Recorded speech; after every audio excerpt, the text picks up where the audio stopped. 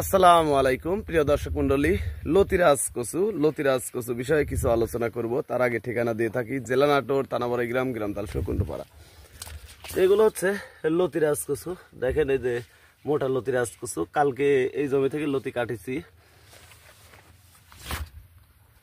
তো আজকে আসলাম, এক ভাই 500 চারার অর্ডার দিয়েছে, ওনার জন্য চারা উঠাইতে।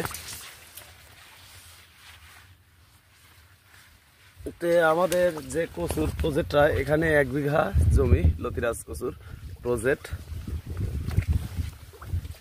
আসসালামু আলাইকুম কাকা। ওয়ালাইকুম আসসালাম ওয়া রাহমাতুল্লাহ। কাকা চারাগুলি একটু দেখান তো কাকা। এই দেখেন চারা ভাই, এই যে চারার গঠনগুলি দেখতে পাচ্ছেন, কি সুন্দর চারা।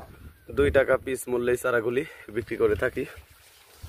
তো এই কচুটা রোপণ করার নিয়ম, লাইনে 1 হাত পর পর, এক লাইন থেকে আর এক লাইন 1.5 হাত পর পর এই কচু গাছ রোপণ করতে হবে।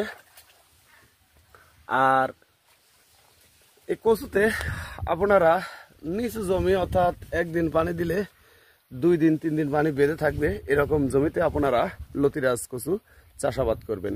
তাহলে ওই জমিতে ভালো লতি উৎপাদন করতে পারবেন। 1 বিঘা জমি লতিরাজ কচু চাষাবাদ করলে প্রতি সপ্তাহে দেখা যায় 5 মণ 6 মণ করে লতি উৎপাদন করতে পারবেন।